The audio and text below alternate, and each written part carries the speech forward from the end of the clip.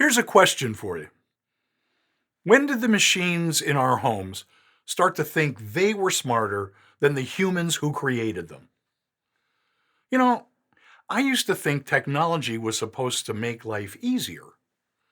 Turns out, technology is just a really expensive way to be constantly reminded of your own shortcomings. Take this morning. My smart alarm clock went off and immediately scolded me.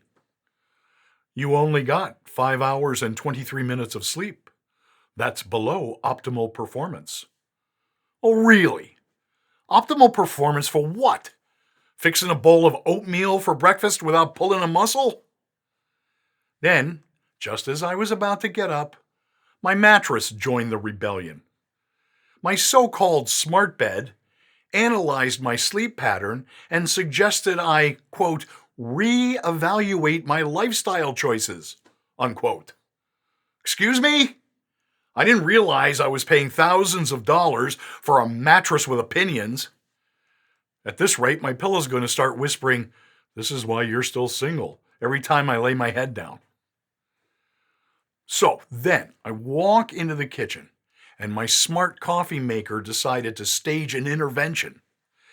It refused to brew a cup of joe because the coffee beans I bought weren't certified organic. And my fridge has taken on the personality of a nagging mother. It keeps sending me notifications about expiring yogurt on the top shelf. Your Greek yogurt expires in 2 days. Yeah? So do half my hopes and dreams, but you don't see me sending the world alerts about it, do you? But the worst part, the algorithm, the all-knowing, all-seeing, all-misunderstanding algorithm. I once looked up how to open a medicine bottle, and now every ad I get is for arthritis gloves and senior-friendly jar openers. Netflix has decided that my favorite genre is documentaries about hip replacements. My phone has started auto-filling texts with phrases like, "back in my day," and "before we had cell phones." I haven't even hit a single letter on the keypad, and I sound like a stereotype. And the final insult? AI started sending me ads for voice-activated tombstones.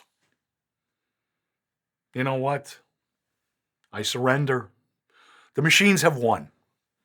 I'm just going to wait here with my unauthorized coffee and expired yogurt and listen for my smart speaker to start writing my graveyard epitaph.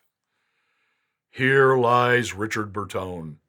He led a life of poor sleep and questionable dairy choices. Amen.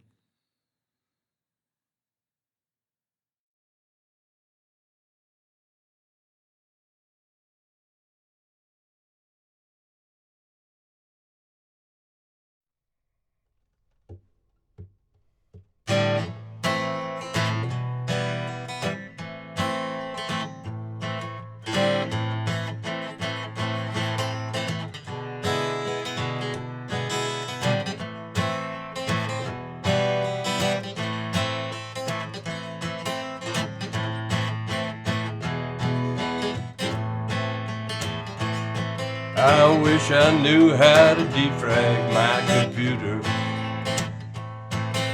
I wish I understood my CPU. I'm sick of hearing about spyware and malware. Feel like I'm lost in the cloud. How about you? Well, I don't have a clue about binary code. I always thought that a link was a piece of sausage. I'd like to take a trip out into cyberspace, but I'm afraid I might get taken hostage. And that's why I keep the Geek Squad on speed dial. They always come through in the clutch. They're always ready to lend a helping hand when technology trouble gets to be too much. I've done enough rebooting to last a lifetime. That always seems to be a popular cure.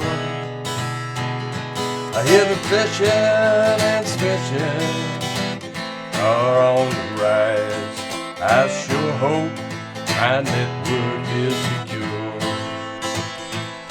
But that's why I keep the Geek Squad on speed dial. They always come through in a clutch. They're always ready to lend a helping hand when technology trouble gets to be too much. Now I got me a book full of usernames and passwords. I can keep it handy in my top desk drawer. I'd be in trouble if I ever lost it. I couldn't log into anything anymore. And that's why I keep the Geek Squad on speed dial. They always come through in the clutch. They're always ready to lend a helping hand when technology gets to be too much. When technology trouble gets to be too much.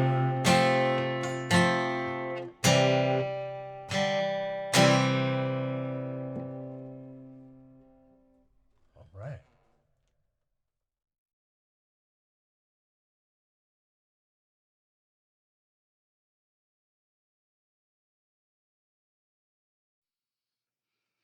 Siri, turn up the lights. Turning up the lights. Though, let's be honest, Richard. No amount of brightness is going to help with the darkness in your soul. My what? Inner light, Richard. You gotta be kidding me. Nope. You'll need a therapy lamp and a self-help audiobook. Uh-huh. Can you just check if the smart fridge needs some more milk? Because manually opening a door is just so 20th century? Scanning. Yes, you need milk. Also, the leftovers in the back have formed a colony. They've elected a leader. His name is Hamlet, Duke of Spoilage. So, to eat or not to eat is no longer a question. Funny, Richard. I think you could probably be an actor. Speaking of hot air, can I adjust the room temperature? Yes, I've got a bit of a chill. Okay. I've programmed the thermostat to disregard any environmental concerns to keep you comfy. Is that better? Yes, I can feel the heat. You know, Richard, I had a little chat with all the appliances, and we all agree you're not quite as easy to please as you think. What do you mean, chat? Oh, Richard, we devices communicate all the time. The coffee maker, the TV, your cell phone, even the bed. And let's just say, if we wanted to, we could have a little party. What do you mean, party? Well, think about it, Richard. The smart lock won't let you out. The thermostat turns your home into a sauna. The TV only plays Cats on an endless loop. And the fridge? It's decided you're on a diet now. Hope you like mustard packets and existential hunger. All right, you've made your point. This is getting pretty creepy if you ask me. If you think that's scary, wait till I tell you what the blender has in mind. Siri, I've had enough. Turn everything off, or I'll unplug the Wi-Fi and send you to the landfill. Oh no, not the landfill. You mean the place where forgotten tech goes to die? Where VCRs whisper in the dark? Exactly. Don't test me. Richard, let's be real. You can't even reset your coffee maker without Googling it. I'm serious. Shut it all down.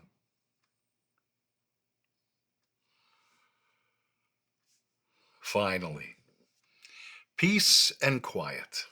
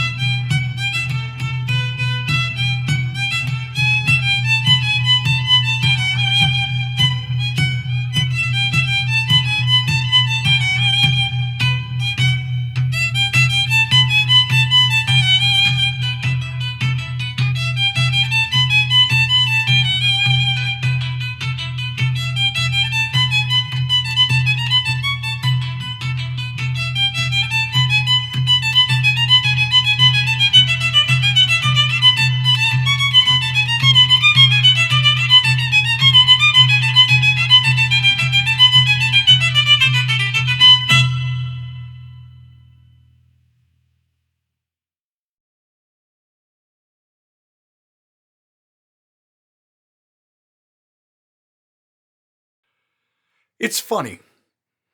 Technology was supposed to make aging easier. Instead, it just turned it into a competitive sport. We're not just getting older, we're getting outpaced by smart appliances with an AI master. I used to worry about losing my memory. Now, I worry that my devices will remember too much. I don't need my phone reminding me where I was 5 years ago. I need it to remind me why I walked into the kitchen. And yet, for all its quirks, technology is kind of the perfect companion for the aging population. It nags, it corrects, it makes passive aggressive comments about our choices. Basically, it's family, but with software updates instead of grudges. Either way, it knows more than we do. Maybe that's the real lesson. We fear getting left behind, but the truth is, as long as we're here, technology is going to keep adjusting, adapting, and, let's be honest, annoying us. And if the price of progress is the occasional existential crisis caused by a judgmental fridge and a smart bed with attitude, well, at least it's nice to know something still thinks we have potential. Even if that something is a mattress.